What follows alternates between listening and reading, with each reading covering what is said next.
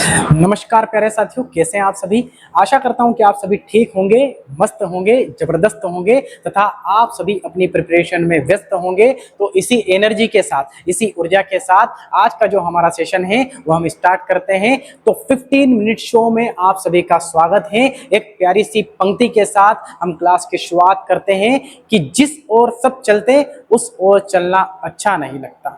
जिस ओर सब चलते उस ओर चलना अच्छा नहीं लगता। ये पामाल रास्तों का सफर अच्छा नहीं लगता। और गलत बातों को खामोशी से सुनना और हाँ हाँ बोलने के फायदे बहुत है, परंतु मुझे अच्छा नहीं लगता। और मैं दुश्मन से भी खुददारी की उम्मीद रखता हूँ, फिर सर चाहे दुश्मन का क्यों ना हो, परंतु कदमों में अच्छा नहीं लगता। तो बिल्कुल शानदार सेशन आपका होने वाला है साथियों। आज का हमारा टॉपिक क्या होने वाला है? आज का जो हमारा टॉपिक है वह आपका पाचन तंत्र होने वाला है।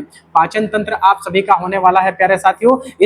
इसमें आप सभी को पता है कि 30 आपके एमसीक्यूज होने वाले हैं। टोटल जो शो है वह आपका 15 मिनट का शो है ना। 15 मिनट का शो है। टोटल 30 क्वेश्चन है, लगभग 30 एमसीक्यू है, आपके 100 क्वेश्चन बनेंगे। बिल्कुल मजा आपको इसमें आने वाला है। तो सभी साथी अगर रेडी हो तो क्या हम शो को स्टार्ट करते हैं? करें। बिल्कुल, ये जो शो है आपका रोज डेली चलता है। बिल्कुल धमाकेदार क्वेश्चन आने वाले हैं, आपकी एग्जाम से बाहर नहीं जाएगा, ये गारंटी है। चलिए तो आ जाइए, फटाफट से रैपिड फायर करते हैं। चलिए, है ना।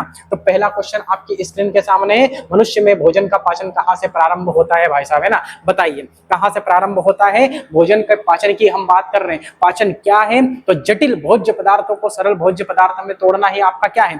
पाचन है ना। हम खाना खाते हैं, फिर उसका पाचन होता है, फिर हमें विटामिन, प्रोटीन्स, न्यूट्रिशंस, बहुत सारी आपकी चीजें मिलती हैं, फिर हमारे शरीर का क्या होता है? निर्माण होता है, एनर्जी मिलती है। तो यही क्या है? आपका पाचन। तो यह पाचन कहां से प्रारंभ होता है प्यारे साथियों? यह पाचन आपका मुख गुहा से प्रारंभ होता है। आमाशय क्या होता है प्यारे साथियों, है ना? आमाशय को हम स्टमक कहते हैं। इसे हम क्या कहते हैं? इसे हम स्टमक कहते हैं प्यारे साथियों, है ना। इसमें से एक अम्ल निकलता है, उस अम्ल का नाम है HCl, हाइड्रोक्लोरिक अम्ल है। आपके स्टमक के 3 पार्ट है भाई साहब, है ना। एक तो है कार्डियक, एक है फंडिक और एक है आपके पाइलोरिक। ये 3 भाग आपके आमाशय के हैं। छोटी आंत को हम कहेंगे स्मॉल इंटेस्टाइन। क्या कह देंगे प्यारे साथियों? स्मॉल इंटेस्टाइन कर देंगे। और इसका काम क्या होता है ना?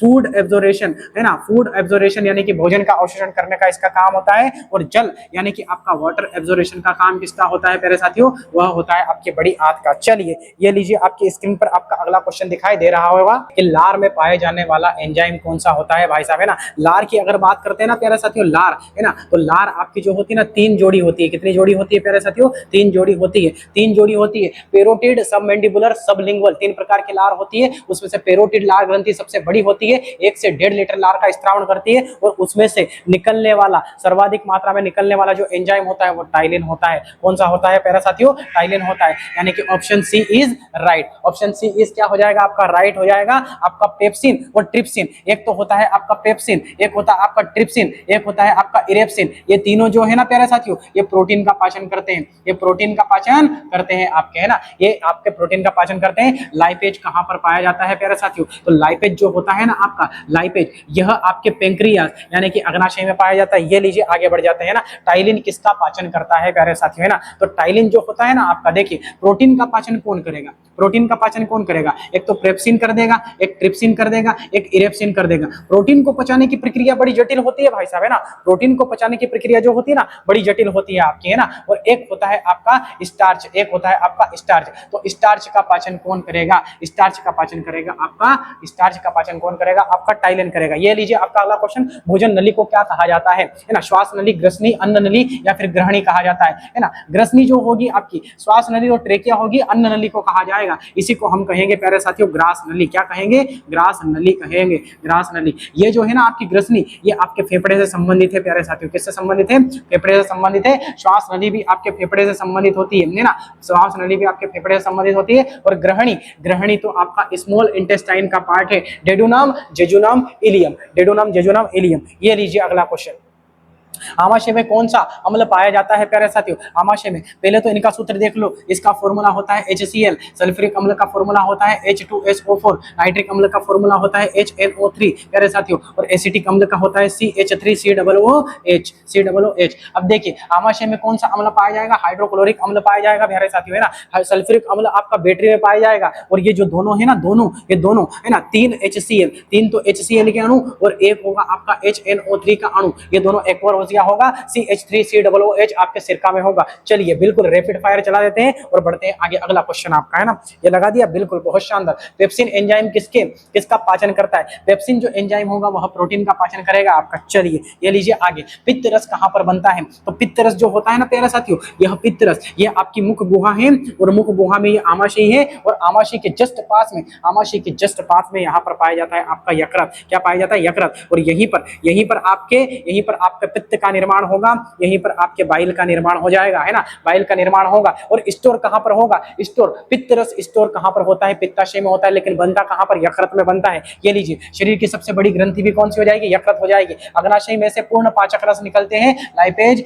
एमाइलेज और ट्रिप्सिन। लेट से याद रखना आप, आमाशय से हाइड्रोक्लोरिक अम्ल निकलता है प्यारे साथियों। छोटी आंत जो होती है यह फूड एब्जॉर्प्शन का काम करती है। चलिए ये लीजिए आपका अगला क्वेश्चन आपकी स्क्रीन के सामने, बिल्कुल है ना। पित्त रस का संग्रह कहां पर होता है? तो पित्त रस का संग्रह आपको बताना है, पित्ताशय में होता है। आमाशय से कौन सा अम्ल निकलता है?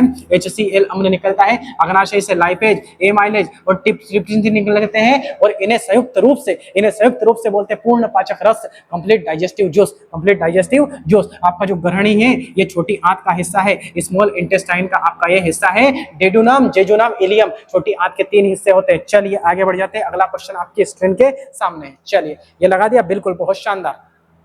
शरीर की सबसे बड़ी ग्रंथि कौन सी हो जाएगी भाई साहब, है ना? तो which is the largest gland in the human body? शरीर की सबसे बड़ी ग्रंथि कौन सी होगी? यकृत होगी। सबसे छोटी ग्रंथि जो होती है ना भाई साहब, वह पीनियल होती है। दूसरी सबसे छोटी ग्रंथि पीयूष ग्रंथि, लेकिन सबसे बड़ी जो ग्रंथि होती है वो यकृत होती है। अगर कोई व्यक्ति जहर खा लेता है ना, तो फिर भी यकृत की जांच की जाती है। किसकी जांच? यकृत। थायराइड जो होता है ना, थायराइड, इस थायराइड में आयोडीन की कमी से घेंगा रोग हो जाएगा। घेंगा को हम इंग्लिश में गोइटर बोलेंगे। किसकी कमी से होगा प्यारे साथियों? आयोडीन की कमी से हो जाएगा। आयोडीन की कमी से हो जाएगा आपका रोग, है ना। अग्नाशय से लाइपेज, एमाइलेज, ट्रिप्सिन पूर्ण पाचक रस होते हैं। पीयूष ग्रंथि को मास्टर ग्रंथि कहते हैं। दूसरी सबसे बड़ी ग्रंथि आपकी पीयूष ग्रंथि होगी, इसे पिट्यूटरी ग्लैंड भी आपकी कहा जाता है। चलिए तो बढ़ जाए आगे, बिल्कुल ये लीजिए आपका अगला क्वेश्चन, अग्नाशय कौन सा रस स्त्रावित करता है? तो अग्नाशय जो होगा भाई साहब, है ना, क्या लार रस स्त्रावित करेगा? नहीं, पित्त रस। पित्त रस कहां पर बनता है? पित्त रस का निर्माण होता है आपके लीवर यानी कि आपके यकृत में होता है। तो अग्नाशय में से कौन निकलेगा? आपका अग्नाशयी रस निकलेगा। जठर रस आपके आमाशय में से निकलता है। आमाशय में से निकलता है। ये लीजिए आपका अगला क्वेश्चन आपकी स्क्रीन के सामने है प्यारे साथियों। भोजन का अधिकांश पाचन कहां पर होता है? भोजन का अधिकांश भाजन, है ना, पाचन की शुरुआत कहां से होती है? पाचन की शुरुआत कहां से होती है? आपके मुख गुहा से होती है। आमाशय जो होता है इसमें लगभग 3 से 4 घंटे तक आपका भोजन होगा, और यहीं पर एक HCl होगा आपका। और आपका जो छोटी आंत होती है, यहाँ पर छोटी आंत जो होती है, यहाँ पर बहुत लंबा पाचन की प्रक्रिया होती है भाई साहब, है ना। और ये भोजन के अवशोषण का काम भी करता है, फूड एब्जॉर्प्शन का काम भी करता है। Option C is right. बड़ी आंत क्या काम करेगी प्यारे साथियों? वाटर का एब्जॉर्प्शन करेगी। चारों ऑप्शन को ना चुन के खत्म कर देंगे, चुन के खत्म करेंगे। चलिए आ जाइए, है ना। तो छोटी आंत की लंबाई कितनी होती है भाई साहब? 7 मीटर होती है। कितनी होती है? 7 मीटर। अगला, भोजन के अवशोषण का मुख्य कौन सा? भोजन के अवशोषण का मुख्य स्थान कौन सा है? छोटी आंत है ना। बाकी जल का अवशोषण कौन करेगा? वाटर एब्जॉर्प्शन का काम बड़ी आंत करेगी। आमाशय जो होता है ना, ये HCl रिलीज करता है। इसमें भोजन 3 से 4 घंटे तक होता है। इसका आकार यू आकार का होता है। इसके 3 भाग होते हैं, है ना, कार्डियक, फंडिक, पाइलोरिक। और इसमें लास्ट पाइलोरिक में जठर ग्रंथि पाई जाती है, जो 2 प्रकार की एंजाइम निकलती है, रेनिन और पेप्सिन। रेनिन दूध को दही में बदलता है, और पेप्सिन प्रोटीन को पेप्टोन में तोड़ देता है। चलिए, मुख जो होता है इसमें आपके दांत पाए जाते हैं। टोटल दांत की संख्या 32 होती है, और पूरे जीवन काल में आपके 52 दांत होंगे। बिल्कुल बहुत शानदार। ये लीजिए आगे बढ़ जाते हैं भाई साहब, है ना। चलिए, छोटी आंत दांत की भीतरी सतह पर उपस्थित अंगुली जैसी संरचना क्या कहलाती है? तो जो छोटी आंत होती है ना आपकी प्यारे साथियों, ये आपकी जैसे मुख गुहा हो गई, ये आपका आमाशय हो गया, और ये जो छोटी आंत होती है इसके लास्ट हिस्से पर यहाँ पर उंगली जैसी जो संरचना पाई जाती है उसे हम कहते हैं विलाई। क्या कहते हैं? विलाई कहते हैं प्यारे साथियों। एल्वियोली जो हो ना आपकी, वह आपके लंग्स यानी कि आपके फेफड़े से संबंधित है प्यारे साथियों, फेफड़े से है ना। नेफ्रॉन जो है ना, नेफ्रॉन आपकी किडनी से संबंधित है, किडनी से है ना, किडनी से। और आपका जो सीलिया है यह प्रोकैरियोटिक कोशिका में पाया जाता है। ये लीजिए, बढ़ जाते हैं आगे। विली का मुख्य कार्य क्या है? भोजन को चबाने का जो काम होता है ना, वह तो दांत का होता है ना, दांत का। भोजन को निगलने का जो काम होता है ना, भोजन को जो निगलने का काम होता है ना प्यारे साथियों, वो ओइसोफेगस का होता है। ओइसोफेगस यानी कि ग्रास नली का होता है, ग्रास नली का होता है।